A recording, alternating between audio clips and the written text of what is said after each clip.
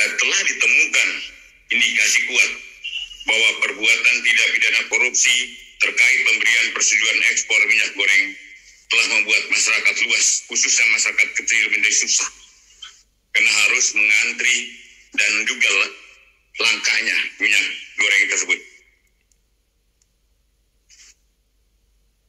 Negara juga harus mengucurkan bantuan langsung tunai minyak goreng yang nilainya tidak kecil. Dalam kondisi kelangkaan minyak goreng yang menyulitkan masyarakat, negara harus hadir. Dan hari ini adalah langkah hadirnya negara untuk mengatasi dan membuat terang apa sebenarnya yang terjadi tentang kelangkaan minyak goreng ini. Rekan media yang saya hormati, kami sampaikan bahwa saat ini tim penyidik Kejaksaan Agung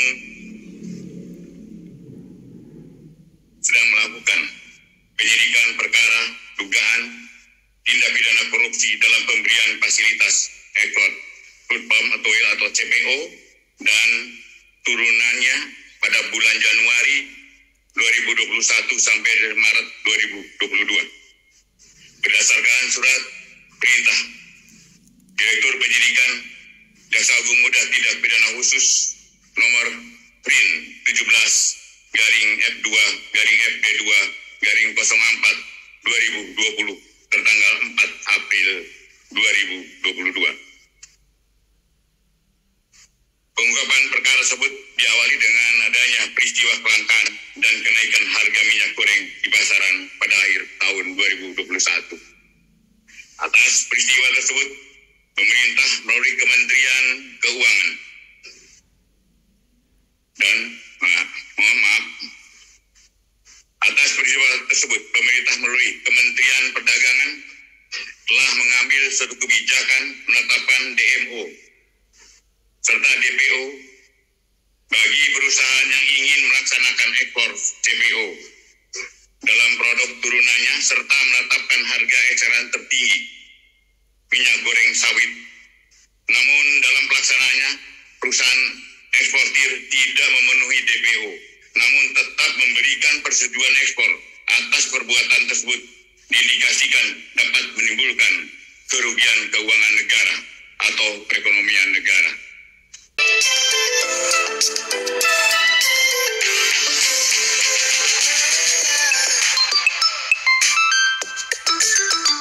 Salam hangat buat teman-teman semua dimanapun berada. Kembali lagi dengan saya Frank Kutoruk. Baru-baru ini Kejaksaan Agung Republik Indonesia telah menetapkan 4 orang sebagai tersangka di dalam kasus kelangkaan minyak goreng. Dan 4 orang tersangka ini merupakan pihak dari Kementerian Perdagangan dan 3 orang lagi dari swasta. Sebagaimana yang ditulis dalam berita bisnis.com, sini saya akan bacakan. Begini modus dan peran 4 tersangka korupsi ekspor minyak goreng. Kejaksaan Agung secara resmi menetapkan 4 orang sebagai tersangka kasus dugaan korupsi pemberian fasilitas ekspor bahan baku minyak goreng atau crude palm oil atau CPO. Keempat orang tersebut adalah Direktur Jenderal Perdagangan Luar Negeri Kementerian Perdagangan RI, Indrasari Wisnuwardana. Kemudian Senior Manager Corporate Affairs Permata Hijau, Stanley MA. General Manager Bagian General Affairs PT Musimmas Togar Sitanggang. Orang Batak juga. Dan Komisaris PT Wilmar Nabati Indonesia, Master Parulian Tumanggor. Penetapan keempat tersangka itu dilakukan usai penyidik memeriksa sebanyak 19 saksi dan memeriksa 596 dokumen atau surat terkait. Jaksa Agung ST Burhanuddin mengatakan Indrasari menerbitkan persetujuan ekspor terkait komoditas CPO dan produk turunannya yang syarat-syaratnya tidak terpenuhi sesuai peraturan perundang-undangan. Sementara itu, tersangka Master Parulian Tumanggor melakukan komunikasi secara intens dengan Indrasari terkait penerbitan izin persetujuan ekspor PT Wilmar Nabati Indonesia dan PT Multimas Nabati Asahan. Mengajukan permohonan izin persetujuan ekspor dengan tidak memenuhi syarat distribusi kebutuhan dalam negeri DMO, kata Baharudin. Kemudian dengan Master Parulian Tumanggor MPT, tersangka Stanley MA juga berkomunikasi secara intens dengan tersangka Indrasari terkait penerbitan izin persetujuan ekspor Permata Hijau Group. Dia juga mengajukan permohonan izin persetujuan ekspor dengan tidak memenuhi syarat distribusi kebutuhan dalam negeri, ujarnya. Kemudian tersangka Togar Sitanggang berkomunikasi secara intens dengan tersangka Indrasari terkait penerbitan izin persetujuan ekspor PT Musim Mas. Mengajukan permohonan izin persetujuan ekspor dengan tidak memenuhi syarat distribusi kebutuhan dalam negeri. Penetapan tersangka setelah penyidik menemukan 2 alat bukti secara memeriksa sebanyak 19 saksi dan 596 dokumen serta sejumlah ahli. Penyidik menduga adanya upaya melawan hukum dalam melakukan ekspor dengan melakukan mufakat antara pejabat dengan perusahaan swasta. Itulah beritanya. Dan pada akhirnya setelah Kejaksaan Agung Republik Indonesia bertindak melakukan penyelidikan dan penyidikan terhadap kasus kelangkaan minyak goreng ini, sehingga timbullah 4 orang sebagai tersangka. Dan selama ini memang kelangkaan minyak goreng ini menjadi polemik. Bahkan itu akibat kelangkaan minyak goreng ini, masyarakat Indonesia panik dan banyak yang berdemo akibat kelangkaan minyak goreng. Banyak yang protes, terkhususnya emak-emak, akibat keberanian dari Kejaksaan Agung sehingga menetapkan sebanyak 4 orang sebagai tersangka.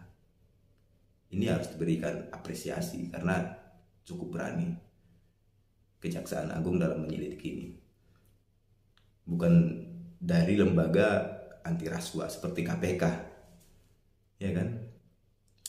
Tetapi meskipun begitu, ini pun menjadi pertanyaan bagi saya. Apakah mungkin hanya 4 orang ini saja pelakunya? Apakah mungkin dari pihak pemerintah hanya Direktur Jenderal Perdagangan Luar Negeri ini saja yang melakukan korupsi minyak goreng ini? Apakah mungkin juga ada pihak lain yang terlibat, seperti contohnya menterinya atau pihak-pihak setara dengan Pak Direktur Jenderal ini yang terlibat dalam kasus minyak goreng ini? Masa iya menteri tidak mengetahui ataupun tidak mengecek kinerja dari anggotanya kan? Ini kan harusnya sepengetahuan dari menteri, apalagi setelah kasus kelangkaan minyak goreng ini selama berminggu-minggu mencuat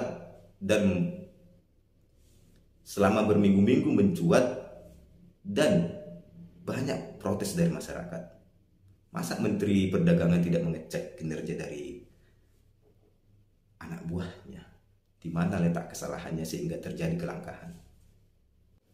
Tetapi meskipun begitu, kita harus apresiasi kinerja dari Kejaksaan Agung Republik Indonesia. Karena apa? Mungkin inilah awal dari penanganan kasus ini berdasarkan alat bukti.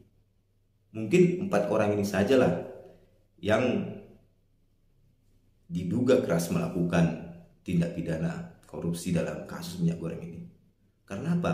Memang di dalam kasus minyak goreng ini negara sampai mengeluarkan subsidi minyak goreng kepada masyarakat.